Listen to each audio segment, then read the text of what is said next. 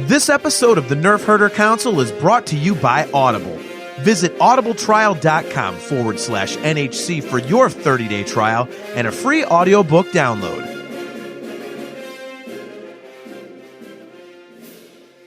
Hi, this is Joseph Williams, son of John Williams, and you are watching the Nerf Herder Council. Why, you stuck-up, half-witted, scruffy-looking Nerf herder! You can't use that word! Only we can use that word!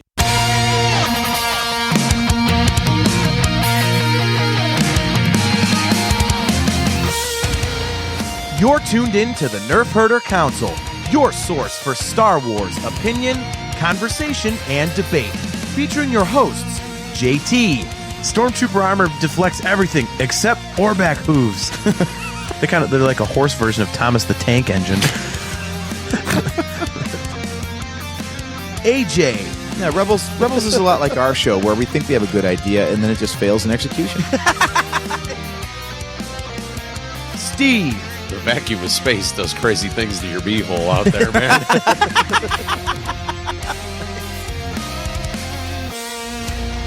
On this episode of the Nerf Herder Council, we dig into Kenobi. This is... We fanboy all over it because it kicks ass. This is the Nerf Herder Council.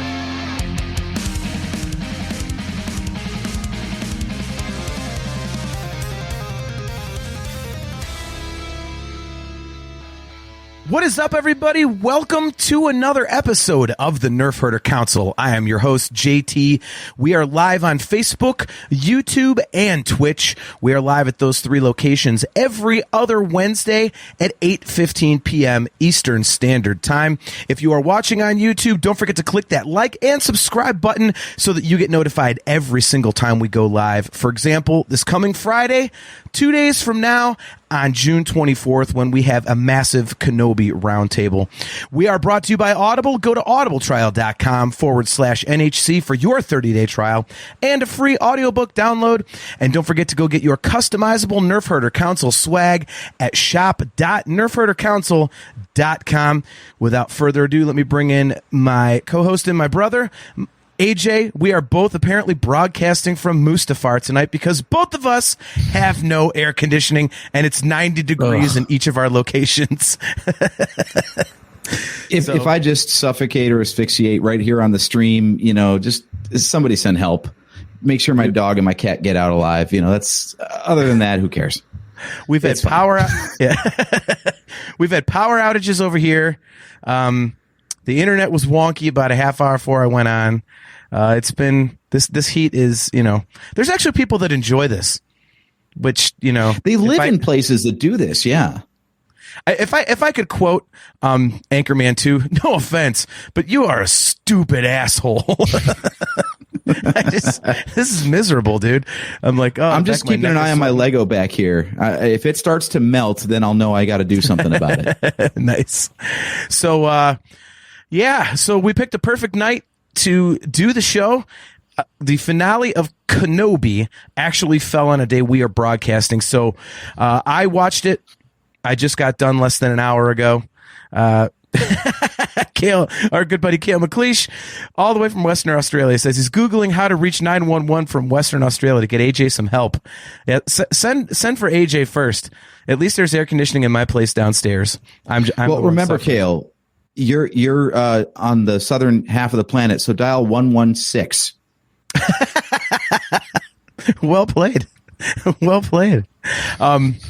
So I just got done watching the last episode of Kenobi less than an hour ago. So perfect time for us to jump in and talk about it. I know that you watched it earlier, so you actually came up with some questions that you wanted to ask me about the show. So did you want to do that now, or do you just want to kind of freeform it for a while and then bring up your questions after we've kind of given our thoughts? Yeah, just freeform it. I mean, give me a top-down perspective. What do you think of the series overall? The show fucking rules. Period. The end. I can't think of anything. We are brought to you by audible.com. On that note, let's close up shop. Yep. Nothing more to talk about. We covered it. Dude, I can't. Yeah. I can't think of anything that I disliked. I kind of figured that everyone freaked out for no reason. In the first 2 episodes, when they were wondering about the writing and kind of bitching, I was like, just let everything play out. Specifically. By the way, before we get into it, we did forget one important thing, AJ. There will be spoilers, so we are not holding back from spoilers. Yeah, so we're going to spoil everything. So if you haven't seen the finale, just don't, or if you don't care about having spoiled, just keep watching. So, the whole thing with the Grand Inquisitor and him getting off, everybody's like, well, how could they do that? Well, patience. I say patience. And he was back. So that was cool. The twist on Reva's character was really, really cool. How she was actually hunting Vader and using Obi-Wan as the bait. That was really, really cool. Mm-hmm. The whole thing was just great. And, it was one of those things where, it got a little annoying for a second when, Obi-Wan was weak in the Force. But I suspended disbelief. I was like, well, they can't just leave him being like a wuss the whole time. They're not going to have this whole show and have Vader just kick the crap out of him and then Obi-Wan runs away and then we get to episode 4. Like, they can't do that. They just can't. So sure enough, it was, they had him come back and everything. And, man, I've already seen some people online saying, yeah, Lucasfilm kind of, hyped up that lightsaber battle a little much. It wasn't quite on par with Revenge of the Sith. It's like, look, if it's anywhere near the battle in Revenge of the Sith, you're doing a damn good job, because that was awesome. So, I mean, the finale was, dude, it was like I teared up a couple times, and oh my God, it was awesome. It was amazing. I loved it. What did you think? I think it's a great show. Definitely better than Book of Boba Fett. There's been a lot of comparisons online about, certain structural things that they did in both series and how one did it better than the other, like the flashback, for example. Because, everybody crapped on the flashbacks in Book of Boba Fett because they're like, it doesn't correlate to anything happening in the present day story. It's just like 2 storylines running in the same episode for no reason. Yeah. And then, the 5th episode of Kenobi comes along and it's like all intercut and it's like a perfect parallel. Like you could see why this point in the past matters to this point in the present. And this whole thing just seems like it was a better idea from the start, I think. So it just benefited from stronger writing overall. Yeah. I liked all the new characters they introduced.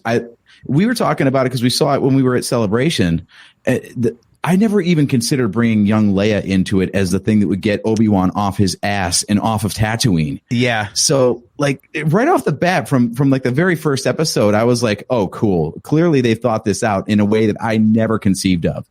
And that's all I want, really. Like you were saying ahead of going live, that people were complaining that nothing much happens and, what's the point of the whole show? And as long as you give me some compelling swerves that I can't even conceive of, then I'm along for the ride anyway. So I think the story was good. I think that seeing Vader square off against Kenobi was really interesting. And I think, like you said, Reva was a really cool character and really compelling the way it was a swerve the whole time. In fact, she was the youngling in the very first scene of the first episode. Yeah. So you saw the villain from the very first take, and it took 3 episodes, 4 episodes before they actually explicitly told you, oh yeah, that was her. Yeah. That's cool. Yep. That's cool. If I had to find anything to gripe about, I would just say I wanted to see this with a movie budget, because the limitations of the TV budget and the technology kind of showed itself here and there. But other than that, what is there to complain about? Yeah. It's fantastic. And you and I have talked about, we want another movie. We want another movie. I would say that I'm actually glad that it was on TV and not in movie form, because I think the way that they got to flesh it out more really lent itself to this story. You got more emotionally involved. Steve always talks about Rogue One and how he can't get into the characters. Well, I mean, we know Leia and we know Obi-Wan, we know Luke, we know most of these characters, so we're involved. Mm-hmm. But they really built the emotion of it and the relationship between Leia and Obi-Wan so well that I think having more time to, spend with them, building that relationship instead of just madcap running all over hell and gone in 2 hours and 15 minutes. I think it made it better. Ewan McGregor, God bless him. He slipped on about 18 different things at Celebration that he wasn't supposed to tell us. But, he confirmed on the Star Wars live stage that this was going to be a movie. So everything that we were speculating for, the last, 3 years that, this show is just the movie chopped into bits and extended was true. It was correct. So now we are the source for Star Wars news and rumors on the internet. So make sure you come here. Right, you heard it here first. Yeah, because we know shit. But I liked having seen this. Like, as soon as it was over, I was so glad that this was longer form than just a movie.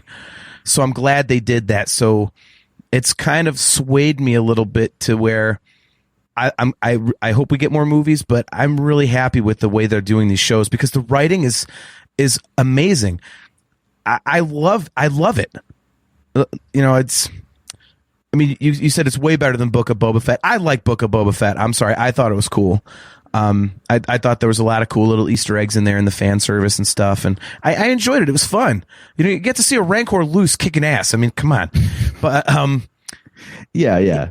But I mean, my issue with doing it as a TV show, the volume is impressive, but did you notice how dark everything is? Like there is, I need some artificial lighting, not realistic environmental lighting, because so many times in this show, and I was digging through images trying to find like thumbnail, material and stuff. Try finding a well lit shot of Obi-Wan in any context. It's not just broad daylight. Anytime it's like nighttime or they're inside of something, everything is so dark and flat. It's like hard to see, kind of. Yeah. Like you got to have a really good high contrast display to like pick out what's going on in some cases. I mean, it's one way to make sure people don't watch it on their phones, because I would never be able to see what the hell's going on. I did have that problem when I was watching it on my phone at Celebration. But our buddy Kale says, yes, but at least with Obi-Wan, it didn't become The Mandalorian season 2.75. I mean, see, Kale, what I would say to that, and everybody complains about that, but I would say that the Book of Boba Fett was always supposed to be a spin-off of The Mandalorian. It was never supposed to stand completely on its own. It's supposed to be like this kind of little offshoot, stuff that was kind of happening at the same time, or at least a little before. So that didn't bother me.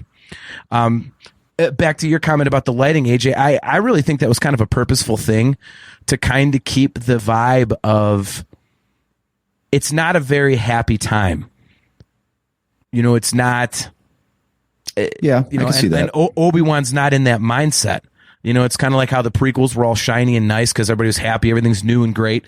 And the original trilogy was all kind of darker and beat up and everything. I feel like it was kind of one of those decisions.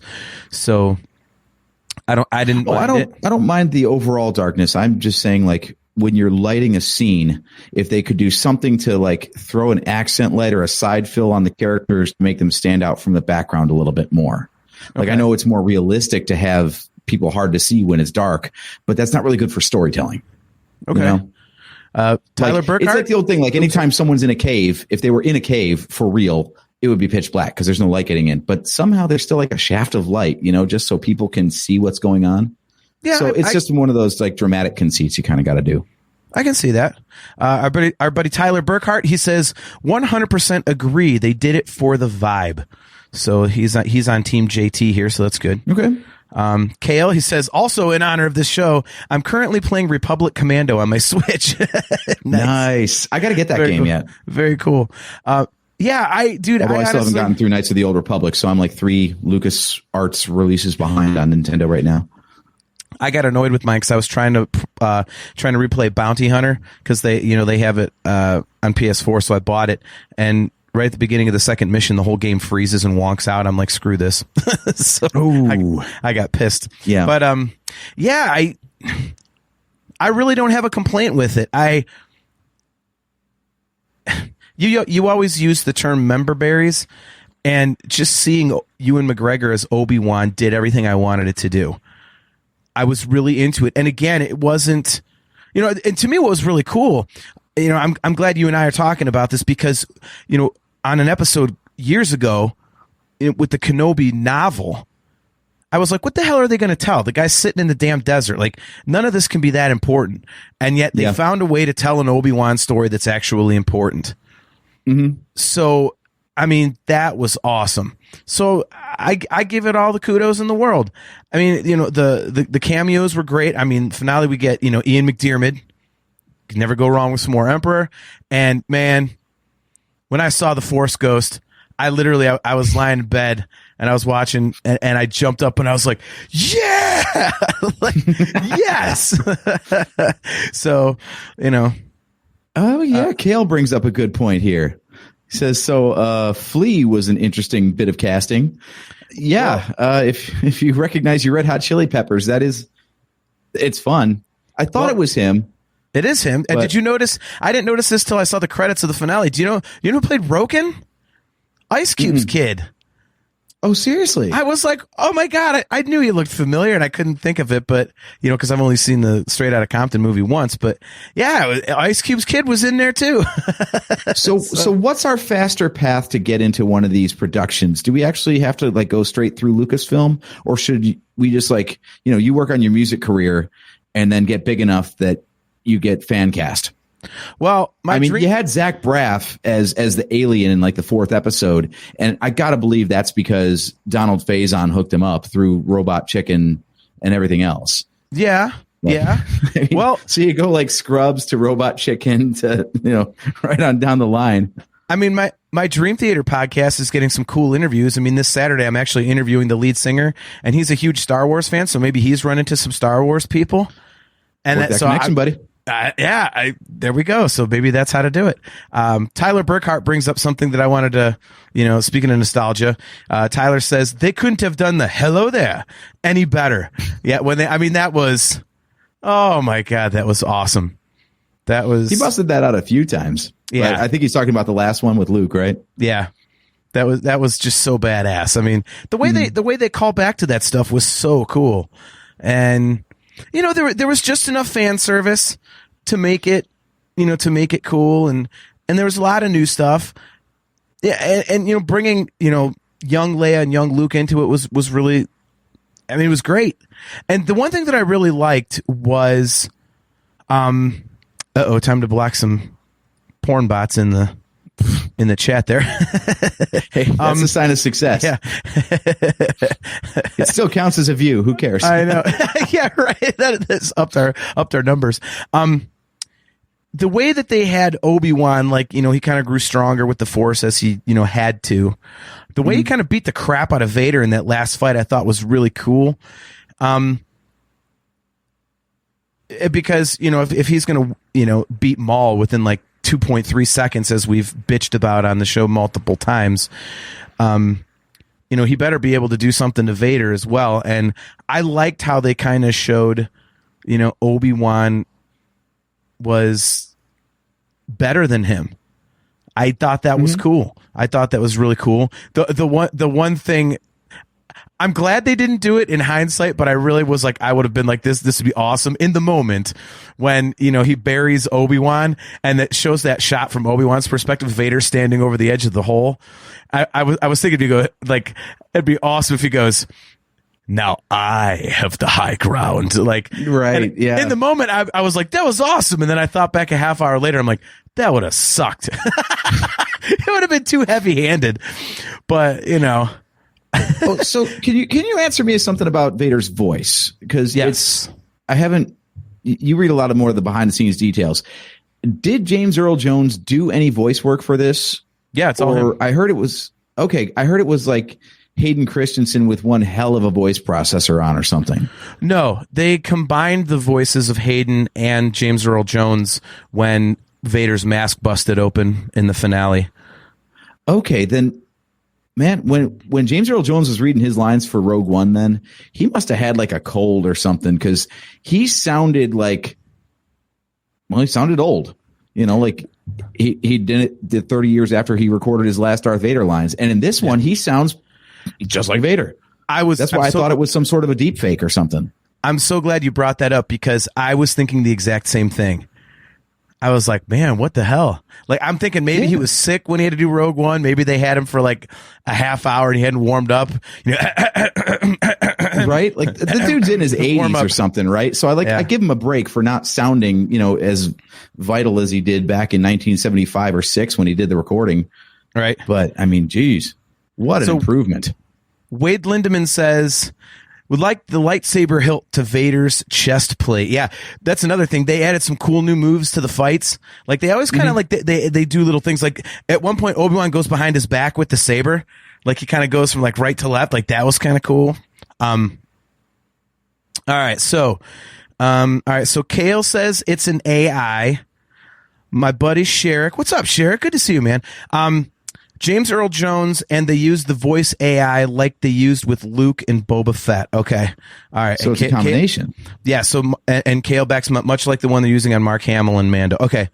All right. That makes sense. Okay. So it was part real, part deep fake. Okay. So we're still left with the mystery of why can't they get Jabba right? Well, it was a hell of a lot they did a hell of a lot better job in frickin' Book of Boba Fett.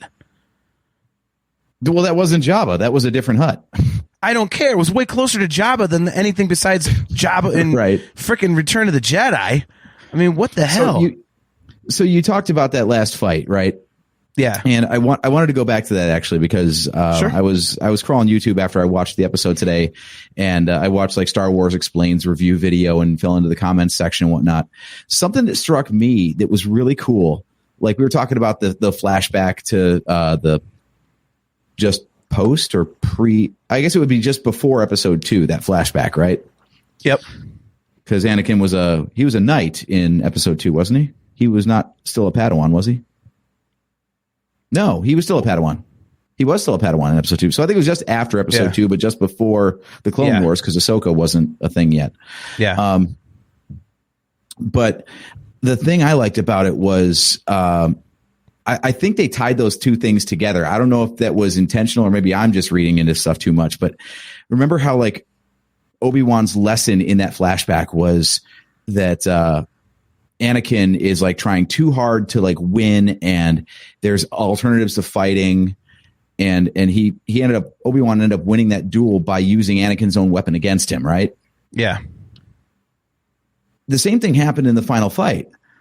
Like, Vader buries Obi-Wan with all these boulders, and then Obi-Wan uses those same rocks to like fling them at Vader and take him down.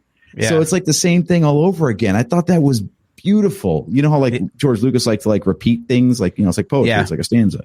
I think they did that on purpose here too, where it's like, Obi-Wan beat Vader with his own move, basically. Yeah, no, I completely agree. I think it's just another, example of the phenomenal writing that we've talked about. I mean, they keep getting it right. Mm-hmm. And it's, I noticed that too. And little things, Nikolai Ryan Hall, haven't seen you in the chat before, man. Good to see you. Thanks for tuning in. He says, I love that we finally got an explanation for Vader's scar. Yeah, I completely agree. I noticed that right away too. I was like, oh, the scar. Mm-hmm. So that was cool. The way that they explain things, and as you said, like the George Lucas isms that these people come up with is just fantastic. And, at first I wondered why they keep going back to the same well of directors, because they had talked about, well, we want diversity, and not saying in ethnicity and gender, stuff like that, but they want diversity in directors. An old wooden ship, right? Ron, I highly doubt the network would be concerned about an old woman ship. Wooden, not woman. Sorry. But yeah. So when they kept going back to the well, with Rick Fukuyama, I'm always bad with his last name. Deborah Chow, Bryce Dallas. I'm like, okay. But and then they did the whole Obi-Wan series with Deborah Chow, and I was like, that's interesting. But I'm starting to see why, like, because these people like really, really get it, and they're all on the same page creatively, and they're taking these shows to new areas that we haven't seen, but still giving us enough of the callbacks, like the wink, wink, nudge, nudge. You know, a lot of the crap on Twitter, which is a fucking cesspool. If I swear, I could see why people commit suicide because of social media. Social media, like for Star Wars, Twitter's become so awful. It's not even funny, but I'm literally avoiding it. But the stuff I have seen, people are saying they need to stay away from the original trilogy characters. They can't do them right. They just need to stick with new characters. We care about it in The Mandalorian and stuff. I'm like, who doesn't want to see this stuff? And what do you mean they're not getting it right? You know, people just won't let go of the fact that, you know, Obi-Wan in episode 4 is not going to be the same Obi-Wan in, you know, episode 1 or, you know, in the dark times. It's not going to be the same. People are going through stuff. And I think the way they write that into these shows is amazing. And it just continues on and on and on. You know, I mean, Sherrick brings up a good point here. Obi-Wan knows that Anakin's biggest weakness is his anger and aggression. He strives to be the best rather than be the smartest. Yeah. I mean, I don't, you know, I just don't understand what people are looking for. It's, you know, people are saying, oh, they can't get it right. Like, what didn't they get right? This was fantastic. You know, the only thing I think you could say, if you want to say they didn't get it right, and we talked about this briefly, is that, you know, in the first, it's in a couple episodes, but Leia, you know, telling people how they feel is a little bit too much of the, well, you know, she's got the Force, you know, and she could see these things and feel like, if you want to make that nitpick, I suppose that you could. But I mean, it didn't bother me. So, yeah, I mean, all throughout the series, man, there were just moments of, oh yeah, even in the slower episodes, it was still great. There was always something there that made you go, holy crap! Like, you know, like, I mean, did you get that with every episode? Because even some of them were a little slower. By the end of the episode, I was going, oh my God, this show just rules. They can't get it wrong. Like, did you have that reaction? There was good points in every episode. Yeah. I don't think there was really any filler episode whatsoever. Every so often, you know, there's like, if they had stretched this out to say 10 episodes, for example, because people love the story and they want more of it, I don't think it would have benefited. I agree with you. I think they hit the sweet spot. I think a feature length movie might have been too short. Yeah. But like a truly full season, like if it was 8 episodes like Mandalorian or 10 episodes like a lot of streaming series are, that would have been too much. I think they told exactly the right length of story to give everything they wanted to tell enough time to breathe, but not enough to like drag it out. Yeah. You know? Like I would say the second episode is probably my least favorite. Okay. Watching Reva parkour across rooftops was a little bit ridiculous, but and, you know, Leia straight up running away from the only person who's, you know, not trying to actively kill her was a little weird, but it served its purpose, though. So I was still okay with it. I'm like, okay, I could take one episode where it seems like this shouldn't be happening, because we still got a lot of like character development, and they did end up in a physically different place at the end of the story. So it served its purpose in the overall narrative. Yeah. I think they did a fantastic job with the pacing, and I think having the same director for every one of the episodes actually really helped the continuity too. Yeah, I mean, the Leia thing, I didn't really have a problem with her running away. You know, it's kind of one of those things that, you know, she's 10 years old, she's been coddled her whole entire life, and now all of a sudden within, you know, the span of 24, 48 hours, she's, you know, like she said, she's being shot at, you know, she's, you know, being effed with in every possible way. And so, you know, she might have some trust issues, excuse me. So, I mean, I that's fine. Yeah, I don't know. Leia was one of my favorite parts of the whole show. Yeah, I was never that big of a Leia fan overall. She was just kind of there for me in the movies, but I don't know why. Just to see her backstory like this and see her at this age and be like, I can actually see like Carrie Fisher's A New Hope. You know, will someone get this walking carpet out of my way? Like, yeah, they pulled it off in 10-year-old fashion. It was incredible. Yep. And that's one of the things that people were complaining about was the acting by the 10-year-old. It's like, dude, she's 10. I mean, it's Jake Lloyd all over again. Yeah. And I mean, what do you want? It's a kid acting like a kid. I mean, I thought that the actress they got to play Leia had the moxie. I think she had, the screen presence for it. She was commanding like Leia was, it wasn't just some little kid doing nothing. So I had no problem with it. So all right. So Sherrick says they need to start giving us our episodes. Miss Marvel is getting our episodes. What's with the short Star Wars episodes? Kale, yeah. If they give us an hour, there'd be more to complain about every week for the vultures that are social media quote unquote fans. Right. Sherrick, I gotta say, I think there's a middle ground there. I think that I think like 45 minutes is like a sweet spot. I think an hour has the potential to get a little bit lengthy, but I definitely would agree that like 35 minutes, I'd like more than that. Well, I think this series is a little different, right? Because it was originally a movie script. So rather than trying to write to a certain like minute count, they're just kind of cutting it where there's a natural break in the story. So I can see if there's a variance of like 15, 20 minutes between some of the episodes. Yeah. If you've only got like 35 minutes of story in this particular chunk, then okay. I'm good with it. Yeah. I mean, something like Mandalorian where you're writing from scratch, those should be more uniform. I don't get why we have like such short episodes sometimes and like 50 plus minutes on other times. Yeah. Well, and I mean, don't forget though, guys, I mean, Disney Plus has to have time to fit in 13 minutes of credits at the end of every episode. What the F that is about? What the F that's about? I have no idea. Like, dude, I just know now. Anytime I look at a runtime, subtract 7 minutes minimum. Yeah. Well, what the hell is that? There's my complaint. What is with the effing credits, Disney Plus? What the hell? Good God. That's crazy. You want movie level production, you're going to get movie level staff, which means movie length credits. Yeah. Like, isn't there's a Q&A after, because the whole thing is like an hour and a half or something, the finale, but the actual episode itself is like 46 minutes, I want to say. So, but like I say, you got to get through those damn credits. I didn't even know there was a Q&A. I turned it off because as soon as the credits roll, I'm like, all right, it's done. Yeah, somebody told me it's like a total of an hour and a half, and there's a Q&A after it. I had to turn it off right away too to go do stuff. Okay. So, yeah, I mean, dude, the show as a whole just absolutely knocked it out of the park. I think, for something that we were looking forward to, that we knew existed, and really potentially we didn't really have a need for, like, what is Obi-Wan doing while Luke and Leia are growing up? Who gives a shit?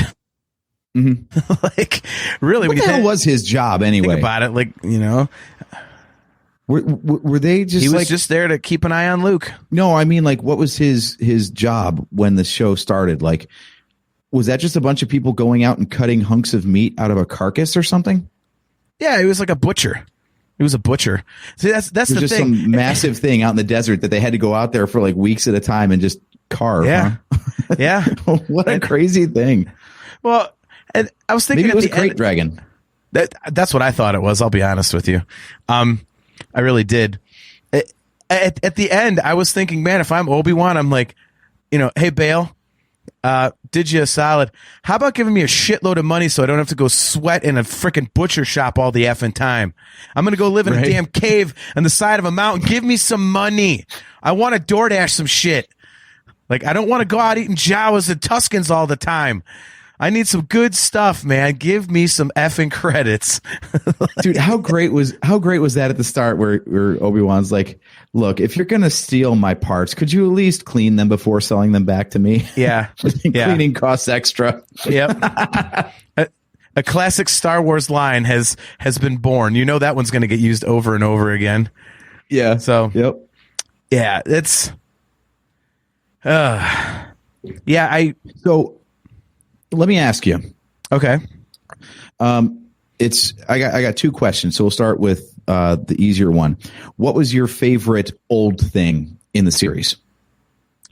My favorite old thing of the series. Let's see. I mean, the easy answer is Qui-Gon Jinn. Hey, more porn. Yeah, I know. They just keep coming. That's okay. More clicks, more views. So, yeah, I would say, I mean, the obvious answer is Qui-Gon Jinn because I'm a huge Qui-Gon fan. God, I'm trying to think what it would be outside of that. Let me think about it. What about yours? What is yours? For me, it was. I mean, it's too obvious to just say Obi-Wan Kenobi. I love seeing Ewan McGregor back, but I would have to say probably outside of that, Owen and Beru. Actually, it was really cool to see those actors reprise their roles, especially since in the comics they've really like fleshed out those characters more. So they actually had more to do than just be a throwback to the original trilogy. So that was really cool to see for me. I like that a lot, and I like that they really like dug into their relationship with Luke and their relationship with Obi-Wan. I thought that was really cool, especially for people who haven't read the comics. Yeah. I'm going to have to say, for me, I mean, obviously seeing the Imperial shuttle I loved because that's, my second favorite Star Wars vehicle. Honestly, I'm going to say I really liked the portrayal of Bail Organa, seeing the father side of him. That and actually seeing Alderaan in some detail was cool. So, yeah, I really liked that. The Bail as a dad stuff kind of, hits you in the feels a little bit. It's a different side of the character.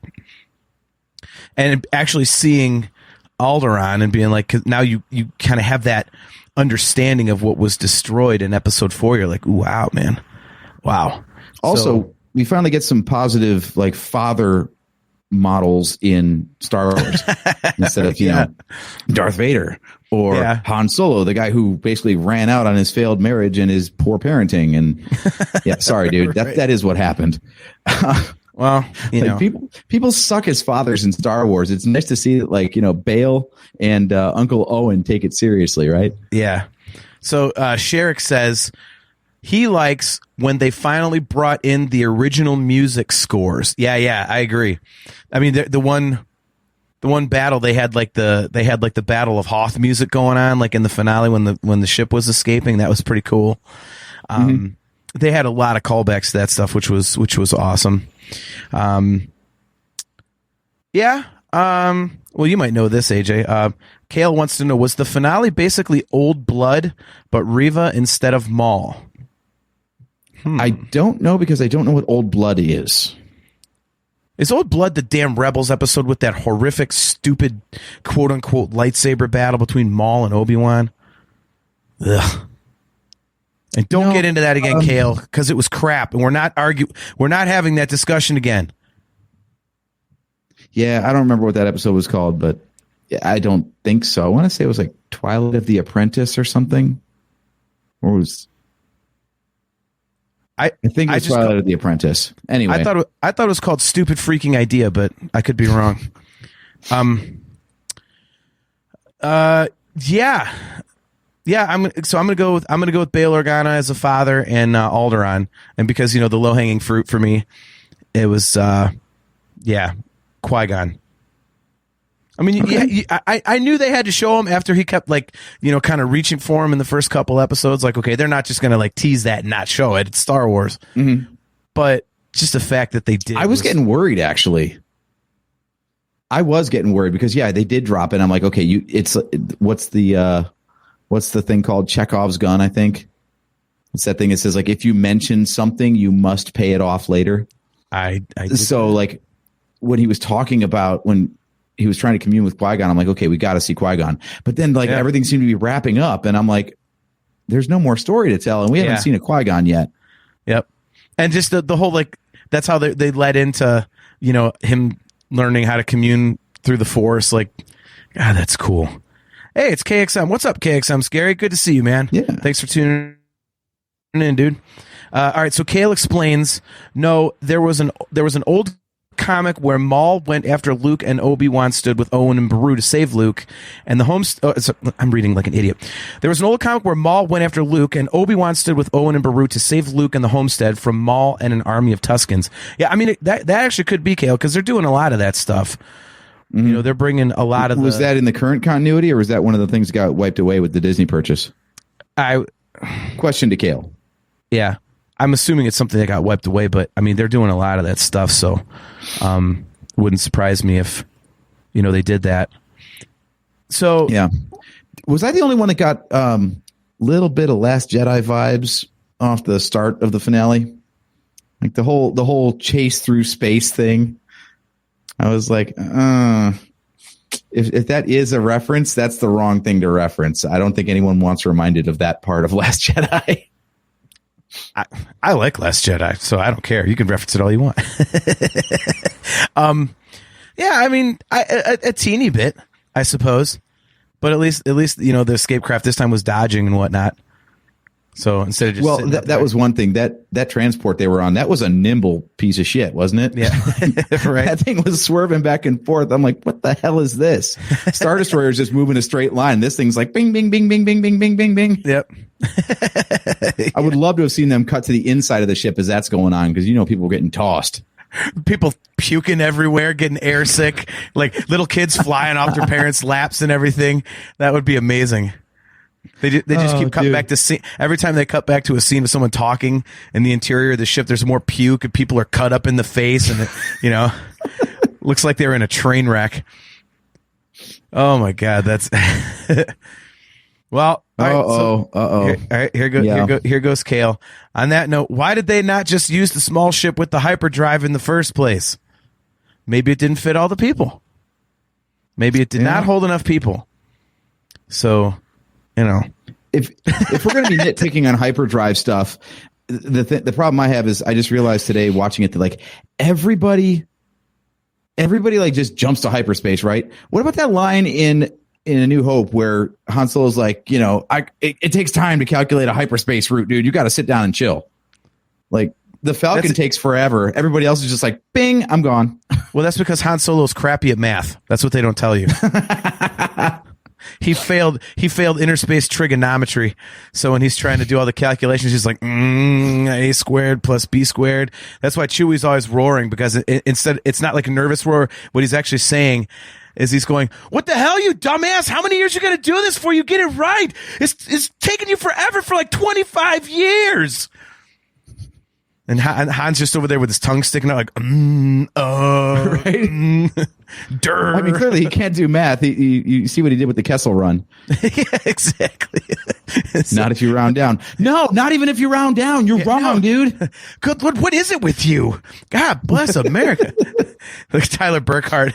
He said, just let Vader kill me. Please quit swerving. That's awesome. All right, so Sherrick has a question for us both, and then I know you had a second question. Sherrick wants to know anything you guys would have done differently. I'll let you take that one first.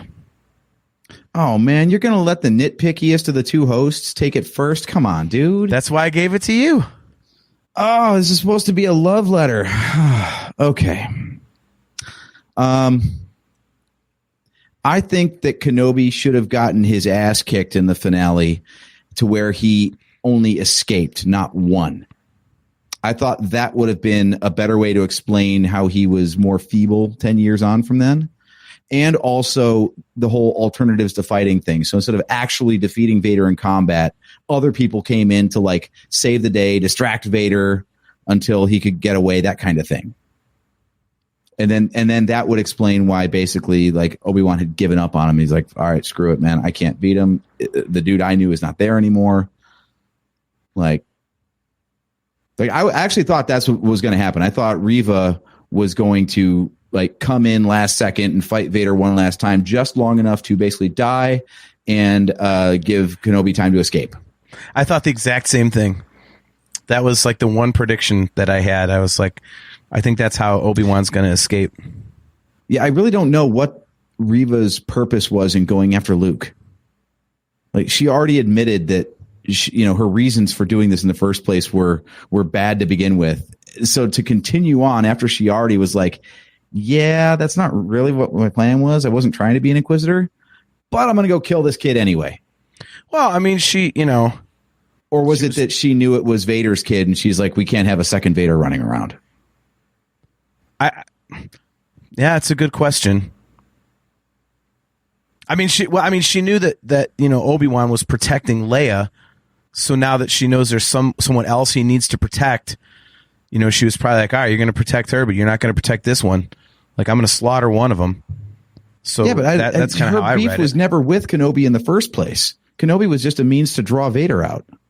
Yeah, but I think she was trying to be the whole, no, I really am dark side. I really am dark side. I'm gonna prove this. And she still wanted Vader. I mean, Vader tried to kill her and stuff. So, Oh, maybe it's like a Vader thing where there's nowhere else to turn at this point. So dive in head first.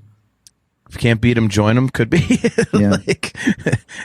Kale, that dude that killed all the kids has a kid. That doesn't seem fair. Nice. Yeah, nice Doctor Strange Multiverse of Madness reference, by the way. Yeah. I liked that Obi-Wan kicked Vader's butt. I thought that was cool. So I'm gonna have to disagree with you there. I like that. I just think it would have been too much wussy Obi-Wan if they would have had it go down your way, and that would have kind of pissed me off. Because if you're gonna show me Obi-Wan, you gotta at least give me some vintage Obi-Wan. So I like that. Something I would change. Huh. Man, I gotta be honest. I can't really think of anything. Put biker scouts in it. More biker scouts. I love. You got biker purge scouts. troopers. Yeah, yeah. More purge troopers. That's what we needed. It was cool to see them, and they did dick all nothing. So yeah, yeah. They were chumps. Yeah, I'll be honest, Sherrick. I can't think of something. I liked how they handled everything. I really did. I mean, anything I would say that I would change would be nitpicking. Really, I really can't think of something. So okay, yeah, I liked what they did. So I thought it was fine. All right. Well, actually, I have two other questions. The back half of the first one of what was your favorite old thing was going to be what was your favorite new thing? My favorite, like a new character, or yeah, like something that they put in the show that hadn't been seen before. Do Inquisitors count? Because we saw him in Fallen Order, and we saw him in Rebels. So I guess I think there were two new Inquisitors. Reva was one, and was it the fifth sister? I think it was. The other two were from Rebels. Yeah. I feel like that's low hanging fruit. See, this is how you can tell I enjoyed it and have to go back and rewatch it because I don't remember it. I remember the basics. Can I answer my own question first then to try to get the wheels turning for you? Yeah, go for it. I've got a few things. The path. I love that they established this underground railroad sort of thing for Jedi.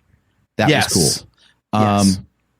Young Leia, like I said, we hadn't seen the kids at that age, so that was really cool. Yeah. And I'm really interested in I always want to call him Riken. Roken? What? Roken. The Roken, yeah. I feel like he's going to. I feel like he's going to stick around in other stories. You know, they got that Endor series coming up that's 5 years after this one. I could totally see him coming back. Oh, good point. Good point. So I like all of those little plot threads they put in there. Yeah. Yeah, I forgot about the path. I do have to say one of the problems is our TV in the bedroom is really quiet. I mean, to the point where we finally started putting frickin' subtitles on because it's like, dude, we literally had the TV at 100 today, and I was like, huh, a couple times, and even my wife, like, granted, I'm half deaf, But even my wife, who can actually hear stuff, was like, "What the hell?" So that may play into me not remembering certain things. Oh, we also don't know what happens to Reva, do we? No. So yeah, I think I'm going to agree with you. The path, like that adds a layer to the Jedi lore, and I'm a huge fan of that stuff. So I do agree that was really, really cool. So I really enjoyed that. Anytime you get more stuff that's Jedi related, I like it. So, you know, I mean, does seeing more of Alderaan count? Because that was technically new. I can go back to use the same thing. How about how do you feel about the revelation that Obi-Wan has a brother? Yeah, that was crazy. That was crazy. I mean, that's way too big a revelation for them not to do something with it, right? Like, you don't just leave that hanging out there. Yeah. I mean, He could be a total nobody, though. That's the thing. Like, just because you're his brother doesn't mean you're like this all powerful Jedi, like your brother who's been raised by the Council, you know, on Coruscant his whole life. He could just be like a friggin' nobody. He could be like fixing speeder bikes for chump change, you know, back on Stu John. Exactly. Me too. Yeah. Kale coming in Kale, hot. seriously. there's Sherrick or Toby-Wan. There's Obi-Wan and Toby-Wan. Kale says there's Obi-Wan and that his brother be Obi too, right? Oh, jeez. Wow. All right. By the way, Sherrick says that's why they make sound bars, John. Look, the way the room's laid out, I can't. So, believe me, I've thought about earbuds. That. Yeah, well, I'm about to, but my wife's like, I don't want to put that thing in my ear. I'm like, well, then we won't hear. There's a lot of things she doesn't want to put in holes. Jeez. To a dark place, this line of yeah, Joe Kenobi just sitting on a couch somewhere. Where's your brother? He's off doing that Jedi crap again. Do you have the Force? I don't know. Grab me. I voted for Palpatine, man. Yeah. More emergency powers. That's what I say. They just turn it into a brother battle. Like one's a liberal, one's a conservative. Yeah, I like that they kind of, you know, it humanized Kenobi a little bit to say, yeah, I had a brother, you know, whatever. But I think it's one of those things that they needed, that they can just leave alone. Kind of like, you know, the stuff that we always say we like about Solo. You know, they didn't delve too much into how he got his name, you know, how he gets the DL-44. It's just, you know, this nice, simple little things, and it's just, okay, let's move on. So him saying, yeah, I had a brother, like, it was cool to have that little bit of backstory because it kind of humanizes him a little bit. But I think having to dig into it at any point is superfluous. You know, especially considering we have like all something that's going to happen in a comic book. That has a very comic kind of feel to it. Yeah. I just don't think it's necessary, and especially with a character like Obi-Wan, you've got all this stuff that you know about him. You know, if the brother comes in and isn't some superhero right off the bat, it would feel kind of strange. Like, I would understand it, but if some guy just all of a sudden comes forward and is like, I'm your brother, like, huh? And also, it would kind of, I mean, it would, in a way, kind of mirror the, no, I am your father. Like, you know. So, but what if it comes out that he was banging Satine, huh? Like, he slid in there after Obi-Wan went off to the council and became a knight. He's like, all right, sloppy seconds, here we go. Yeah, what if they're twins and he did that? Obi-Wan, you're back. Yes, that's right. I am back. I am Obi-Wan. Hello there. Exactly. That's all he does. Hello there. She's just all about hooking up with some Obi-Wan, and it's actually Toby-Wan. I think that's going to be his name from now on the show. Obi-Wan's twin brother, Toby-Wan. So, no, the Jedi are all about like loops and circles and the purity of it, like a perfect circle. I think I'm going to go with Moby-Wan. Oh, like a Mobius strip? Jeez. No, dude. Moby. From Tool? Perfect Circle? I hate those bands. Those bands suck ass. Don't be referencing that shit. Hashtag triggered. I knew I could get you. Yeah. No wonder I didn't know it. In my mind, I'm going Moby Dick, the whale, Moby Dick, the song, Mobius Strip. Mobius Strip. Okay. All right, cool. Yeah, maybe he's got a fat brother named Moby-Wan. There it is. The twin is fat. Yeah, I mean, overall, dude, I thought that they did a really good job with this show. It lived up to the hype for me. I know that this was something when it was announced, everyone's like, holy crap. And, sometimes when something is built up like this much, either by, actual marketing or, in a case like this, like in our collective imagination, because like, oh my God, Ewan McGregor is back, and you have to wait 3+ years for this thing. It's hard to live up to that. It's hard to live up to that hype and to that expectation. And a lot of things have crumbled under the weight of it. And I don't think this did at all. At the very least, getting Ewan McGregor back in that role exactly as we remembered him, just a little more aged, totally paid off. And what do you think? I think so too. The one name we haven't mentioned to give enough credit to yet is Hayden Christensen. Yes. I mean, to get him back, and I'm glad that the fandom is finally recognizing him and giving him all the love. And apparently he was the guy in the suit like the whole time. I think it was a stunt double for most of it. I read that, but I read that, but don't know for sure. And then anytime the helmet was off, it was him. So he was the guy under the makeup. Yeah.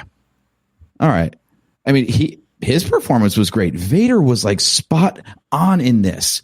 Mm-hmm. Yeah, I got to talk about that for a second because, man, we've talked about on the show before about how, like, I was never really able to connect Vader to the guy in the suit to the hero of the Republic, right? Like, Hayden Christensen never really reminded me enough of like David Prowse stomping around in a costume.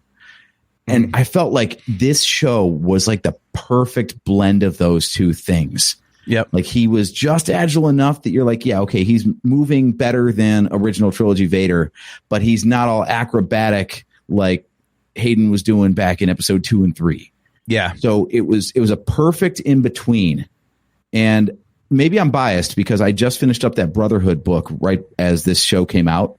And there's a little like subplot in there about Anakin right after he got his arm chopped off in episode 2 having to adjust to the prosthetic arm. Yeah. And now it's like a little slow and he can't quite, like, he's just a little off. Yeah. And I feel like that was deliberately timed. The release of the book was deliberately timed, just like the Force healing was introduced with Grogu. So Rise of Skywalker would make sense when Rey used it. Yeah.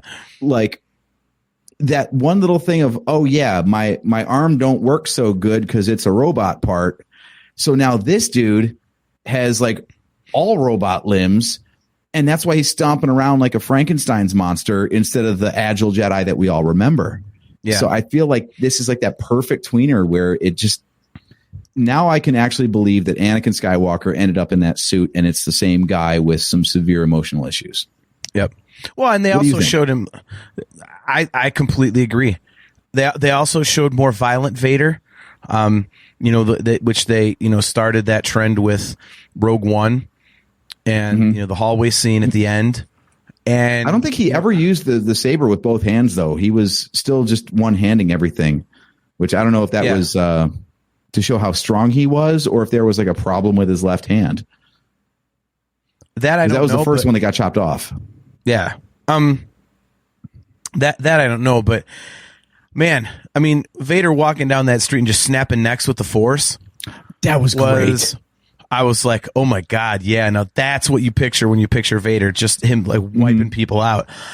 And that Force choke on Reva when he comes into the room and just throws her up in the air. Is like, you were warned what would happen to you if you failed. Like, he's like kind of yelling.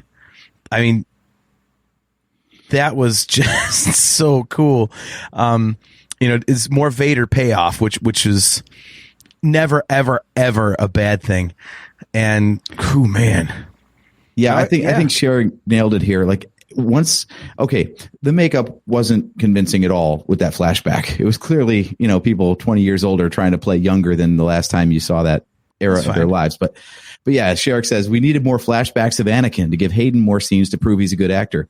Yeah, because as unconvincing as he was as a teenage Padawan at 40 or whatever age he is now, he got better at acting because he's got decades more experience now.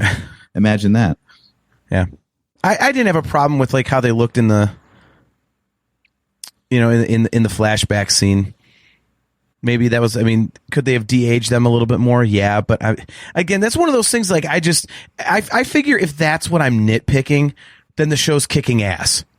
Mm-hmm. Like if I'm going, Anakin could have looked a little younger for the 45 seconds we saw him on screen. Like if that's what you're bitching about, that means everything around it is good. So I'm not, the other thing, I could also not have Anakin Skywalker back on screen. I could also not have Darth Vader on screen kicking ass. I could also not have Ewan McGregor as Obi-Wan Kenobi.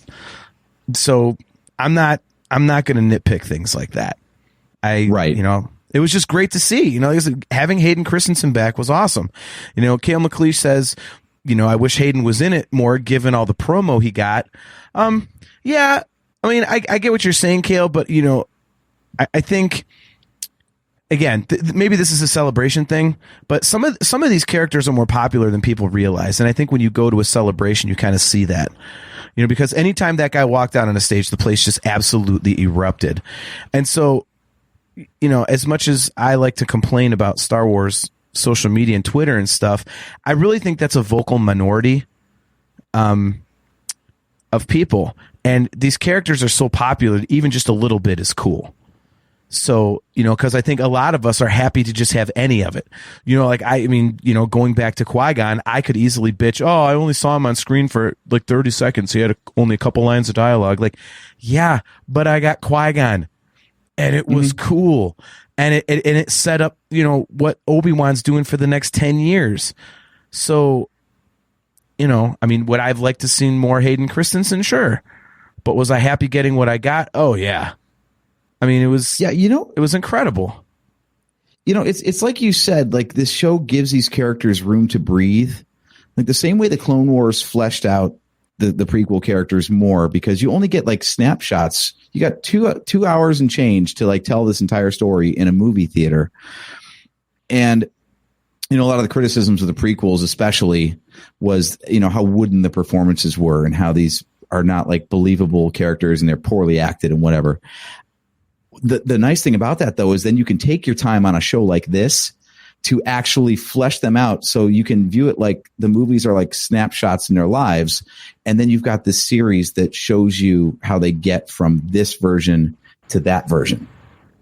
So it actually, for me, it improves the movie performances. It improves Hayden Christensen's performances, because now it's, we use the TV shows to inform the characters that you see stuck in place, so to speak, in the movies. Yeah, I like that there's room to like flesh out those characters, because they spend more time on action than character development in the movies. Yeah. And I was actually going to bring that up, so I'm glad you did.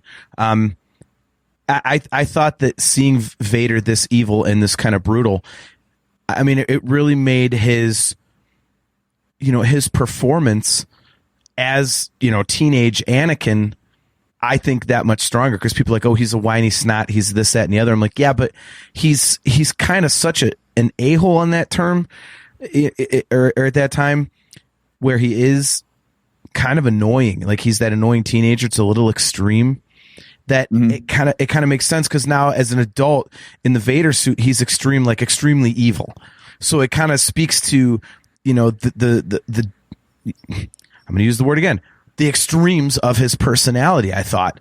So I think it just, like you said, it enhanced what we saw in Attack of the Clones and Revenge of the Sith. So I'm in complete agreement with you on that. It was episode 3 always struck me as like a little bit of like a tantrum. So that's why I always had a hard time buying that bridge from, he starts the movie as a hero fighting alongside Obi-Wan, and then by the end he's like, no, everything that you ever taught me is is bullshit, man. Like, okay, that's a bad day. You had a bad day. Maybe we sit down and talk about this. Okay, take a breath, have some dip. Nice. But to catch up with him 10 years on and to have him be like, no, I got reasons. I've been thinking about this, and I am convinced that what I did was the thing I should have done. Yeah. Now you buy into it more. Yeah. Tyler Burkhart says, I think they could have easily overdid the flashbacks and done too much. Yeah, I would agree with that. I mean, I think it could have been done maybe a little bit more. It would have been fine, but not too much more. I think I completely agree with you, Tyler. Sherrick says, do you feel like they used the volume too much and it made it look too TV? That is the comment from somebody, or a comment from someone who tuned in late to the show, because we actually discussed that at the beginning. So when we're done here, Sherrick, just hit rewind, and we actually discussed that. AJ brought that up, and he doesn't think they used the volume too much, but he does think that he would have liked to have seen this show with an actual film budget rather than a TV budget. So yeah, the limits did show themselves a couple of times, I think. Yeah. Yeah, I mean, overall, I just thought it was a great show. One of the other things I thought was kind of cool was how the Grand Inquisitor at the end kind of stood up to Vader a little bit. He wasn't necessarily just like everybody else, like kowtowing to him. He didn't say, when Vader's like, I'm going after Kenobi, he was like, all right, whatever. We told him, he was like, we could end this little cell right now, but quit worrying about one damn Jedi. What the hell? So I thought that was really cool. Kind of showed how powerful the Grand Inquisitor really is. So I like that. I like that they didn't kill off the Grand Inquisitor, because I think that's a really cool character. I mean, overall, like, going back to something I said earlier, like every episode just had something that was cool. And it was a cool blend of things that we hadn't seen either live action or at all, with things that we knew. And I was telling my wife, I was telling Steph that, as we were watching this, I was like, man, they're doing a really good job of creating tension with characters we already know what happens to them.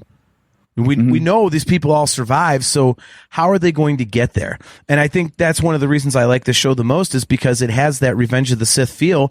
And I've said it how many times on the show, that one of the things I love about Revenge of the Sith is that we know that he's going to turn into Vader at the end. We know everything, all the shit hits the fan. But it wasn't just a dumb, okay, I'm mad now, I'm a dumb little kid. Now I'm a whiny teenager and looking evil. Now I'm super evil. I'm the worst guy in the galaxy. Like, there was actually like a reason for it. And, we knew how they were going to get there. And I really liked how the path they took to get there. And I think that the Obi-Wan show does the exact same thing. Yeah, well said. Well said. So to put a little bit of a bow on this, I have a final question for you. Okay. So based on a couple of the dangling plot threads and whatnot, where do they go from here? And it's a two-parter, because people have been clamoring online like, season 2 of Kenobi. So question 1 is, do you want a season 2 of Kenobi? And 2 is like, what plot threads that they began in this do you think are going to be pulled on in like the Andor series or something like that down the road? I think a season 2 of Kenobi would be anticlimactic. So I don't think that's something that I would be into. I mean, I would obviously eat it up, and let's be honest. We talk about how they write things so fantastically well that, I don't think they could screw it up really. So it'd be cool, but I just kind of see it as anticlimactic, because once you've had Vader in it and you get two or three battles with Obi-Wan and Vader, what are you going to do the next one? So, I don't think there's going to be a season 2. I think they should let sleeping dogs lie, even though I would love to see more of Ewan McGregor. Yeah, Reva is an obvious one. They got to do something there. The Inquisitors, obviously, we know are going to be showing up throughout. And I really agree with your point about Rogan and, him potentially showing up as kind of like a leader figure in Andor. So I like that. And that, what's his name? Haja? Yes. I think he could show up again, because he's one of those characters that's, he's a good guy, but he's kind of got that Han Solo, like he can be kind of a kind of a dick at the same time type of thing to him. And, you know, Star Wars likes to use those types of characters. So I think we could see him again. So. Okay. Yeah. Maybe they'll just do like, you know, Falcon and the Winter Soldier, and instead it'll be like Roken and Haja. I'd be down for something like that. Actually, that'd be cool. Like let's write a whole show around new spin-off characters. So you don't know what their fates are going to be. Like I said, as soon as they drop that whole thing, like you're a leader, Roken, I'm thinking like, oh yeah, he's going to be part of some sort of rebel story coming up in Andor. Like it's too obvious to where like I would actually be like sad, but also okay if they kill him off, because it seems so obvious that they're going to make him something down the road that if they instead are like, nah, actually this mission went bad, he didn't come back. Okay, that would be actually a swerve for a change, because I mean nobody friggin' died in this. Reva got stabbed through the gut with a lightsaber. She survived. Grand Inquisitor got stabbed through the gut with a lightsaber. She survived. Vader got his ass handed to him. He survived. Like, the only one that died was that anonymous Jedi at the beginning. Yeah. So, like, I need to see a little bit more stakes in my Star Wars, because now apparently nothing kills you unless it's like, you know, a decapitation on screen. So is that begs the question. Are lightsaber wounds becoming the Star Wars equivalent of finishing moves in the WWE? Dude, yes. Yes. I mean, come on. Qui-Gon was the only one who went out like a punk to a gut shot.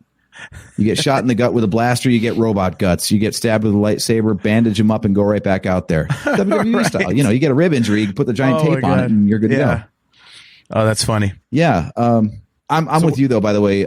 Season 2 of Kenobi, no thanks. That one to me would feel like everybody knows it only exists because people wanted more story, not because there was more story to tell. Yeah.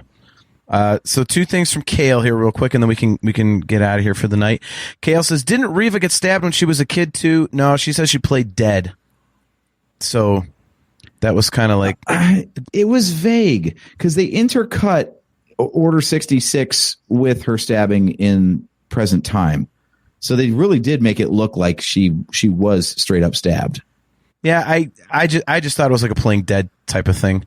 And then he asks, didn't Ewan pretty much spell out there's at least 4 episodes left? I did not see that.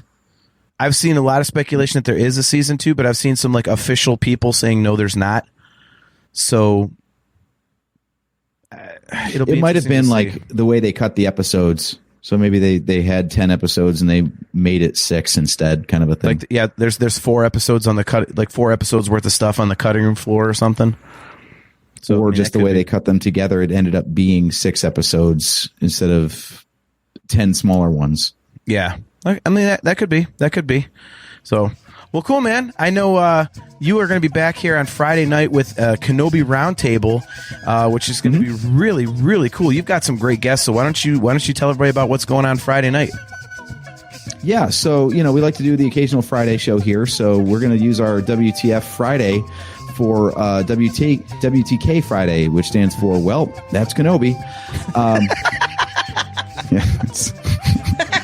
That was a joke for an audience of 1. I knew you would like that, John. Oh my god! Anyway, that's awesome. So yeah, we're doing a Kenobi roundtable, and we got a good group of guests coming on. It's going to be 5 or 6 minimum. Plus, there's an open invite out to a couple other people. We're going to have Mark from the Rebels Revisited podcast. He's coming on to talk about this. He's a huge fan of the show, obviously, because of the Inquisitors being involved and everything. We've got Justin from the Outer Rim Beacon podcast coming on. We've got Sean, the Vandalorian, friend of show, coming on. Also friend of Mocktails from the Cantina. Yep. We got our buddy Thrasher coming on. So he's going to talk about his stuff, and he's a big Vader honk, so that should be interesting. And a couple others as well. So, yeah, we're going to have a big old... Don't forget, sorry to interrupt, but don't forget our very good buddy Spencer Jowitz, who is the creator and host of the Bunta Eve Cantina. That's I think is the coolest Star Wars party there is at Celebration, and he's from the Virtual Cantina Network, so he will also be on.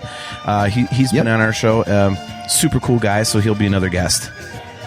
Yeah, and it's going to be a moderated discussion. So I'm actually going to be doing very little talking. That's why I got all my opinions out tonight. I'm just going to be moderating, putting questions up on for everybody else to give their thoughts on. So we'll get some good banter going on. We'll be on at 8:15, same time we go live with this show.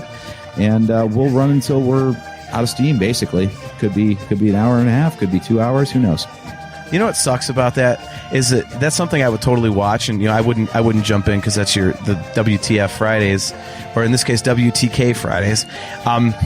That's your thing, man. But you're starting at 8:15, and you'll go a couple hours, whatever. I'm playing from 8 to midnight, so even if I wanted to tune in for a little bit, I can't even do it. Like, damn. So, but that's definitely something I'm gonna be going back and watching. So I love that you're doing that, because those guys, they are talkers, all of them, and it's going to make. We do have a couple other guests that I failed to mention, and I don't want to piss them off because, we got other stuff in the works. We also have the guys from the Discography Discussion podcast coming up. Oh, nice! So you got Joe, you got Joe and Dan. Mm-hmm. All righty. So, yeah, like I said, I don't know how StreamYard works with 6 to 8 people on at once, or how we're going to not talk over each other, but let's find out. Yeah. Hey. And drinks are welcome. So if you're sober while doing it, why? You're doing it wrong. Sounds like my show, my gig on Friday. Drinks are welcome. So, yeah, man, this was fun. Appreciate you jumping on with me. It was great to talk about it. Again, very fortuitous timing that the finale hit the same night that we were doing a show. So this is, kind of makes up for the fact that one of our previous shows should have fallen on May 25th, but we were at Celebration and didn't do a show. So yeah, that was not fortuitous. Bib fortuitous. Anyway, there's that's a terrible joke. Hey, well, hey. Kale had one, I had one, you had one, so there we go.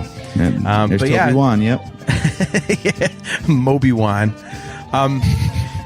So yeah, guys, appreciate you guys so much for hanging out with us. Sherritt, good to see you. Tyler Burkhart, of course, Kale. Hopefully, Kale, I will be seeing you on Saturday, even though it's going to be crazy late for you. But Saturday at 1 p.m., what's going down on the Talking Into Infinity show. But KXM Scary, great to see you again, man. To all you guys, much appreciated. Don't forget, we are brought to you by Audible. Go to audibletrial.com/NHC for your 30-day trial and a free audiobook download. Get customizable Nerf Herder Council swag at shop.nerfherdercouncil.com.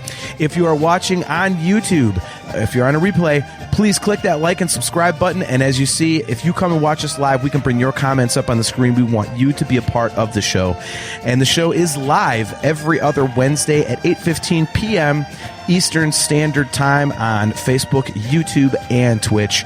And if you're into gaming on Twitch, go ahead and check out our buddy Steve, our sometime co-host. He actually has not been doing a lot of that lately, but he is doing Nerf Herder games. So go check out the Nerf Herder Council on Twitch if you want to catch some live video games with Steve.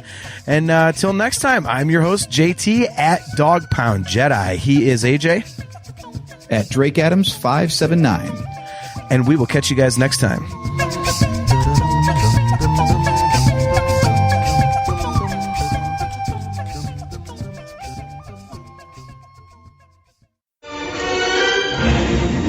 Bucket of bolts is never gonna get us past that blockade. This bucket's got a few surprises left in her. Plus, me and Chewie are on it. Ain't that right, Chewie? Hell yeah, you my Nerf herder. You my Nerf herder.